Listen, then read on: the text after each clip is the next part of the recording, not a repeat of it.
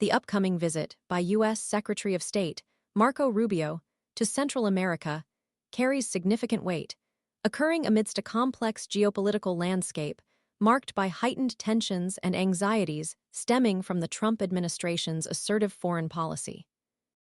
This five-nation tour, encompassing Panama, El Salvador, Costa Rica, Guatemala, and the Dominican Republic, from Saturday to Thursday, represents a decisive shift in U.S. foreign policy focus, prioritizing the region in a manner unprecedented in recent memory.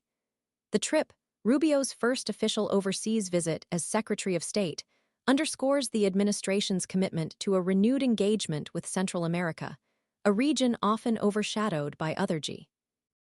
The core objectives of this high-stakes diplomatic mission are multifaceted and ambitious. Firstly, the delegation aims to address the persistent challenge of illegal migration to the United States. This issue, a long-standing source of contention between the U.S. and its Central American neighbors, has reached a critical juncture, demanding innovative and collaborative solutions. Secretary Rubio's engagement with regional leaders will be crucial in forging a renewed partnership to address the root causes of migration, including poverty, violence, and lack of economic opportunity. The discussions will likely explore the potential for increased aid, investment, and development initiatives aimed at fostering stability and prosperity within these nations. Secondly, the visit aims to counter the growing influence of China in the region. China's increasing economic and political engagement in Central America presents a direct challenge to long-standing U.S. influence and interests. The administration views China's expansionist policies with skepticism, recognizing the potential for undermining democratic institutions and exacerbating regional instability.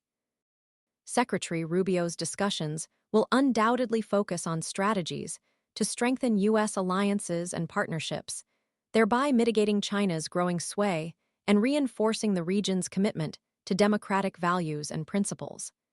This aspect of the visit is particularly crucial given the perceived economic vulnerabilities of many Central American nations and the potential for Chinese investments to sway political allegiances. The U.S. aims to present a compelling alternative, offering economic cooperation built on mutual respect and shared democratic ideals. Finally, and perhaps most controversially, the trip seeks to advance President Trump's ambitious and widely contested goal of reasserting U.S. dominance over the Panama Canal.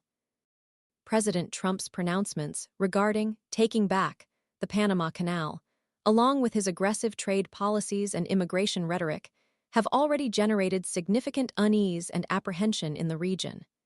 These statements, delivered with characteristic bluntness, are seen by many as a blatant disregard for established international norms and agreements.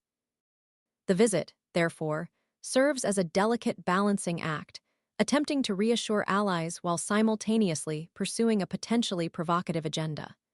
Secretary Rubio will need to skillfully navigate these sensitivities, demonstrating respect for regional sovereignty while subtly reinforcing the US's long-standing strategic interest in the canal's operation and security. The Secretary will be tasked with effectively conveying the administration's revised position regarding the canal, addressing concerns, and potentially redefining the scope of U.S. involvement in its management and security. The timing of Secretary Rubio's visit is particularly noteworthy. It follows just 10 days into the Trump administration, a period already marked by significant diplomatic friction. The president's threats of imposing 25% tariffs on Colombia for refusing to accept deportees transported via military aircraft exemplify the confrontational approach that has characterized the early days of the administration. This aggressive posture has understandably raised concerns amongst regional leaders, fueling anxieties about the future direction of U.S. Central America relations. Secretary Rubio's diplomatic efforts will aim to mitigate the damage caused by these initial pronouncements, attempting to restore trust and reassure partners that the administration's policy is not solely defined by aggressive rhetoric. In El Salvador, Secretary Rubio will engage with President Nayib Bukele, a leader known for his strong-arm tactics and crackdown on crime. This meeting presents another delicate diplomatic challenge. While the U.S. shares El Salvador's concerns about escalating violence and insecurity, it must also address concerns about potential human rights violations and the erosion of democratic institutions under Bukele's increasingly authoritarian rule. The discussions will likely cover a wide range of issues, including security cooperation, economic development, and the preservation of democratic values. Navigating these complex issues requires a nuanced and skillful approach, balancing security concerns with the promotion of human rights and democratic governance. The overall success of Secretary Rubio's visit hinges on his ability to effectively communicate the administration's intentions, address regional concerns, and build trust and cooperation.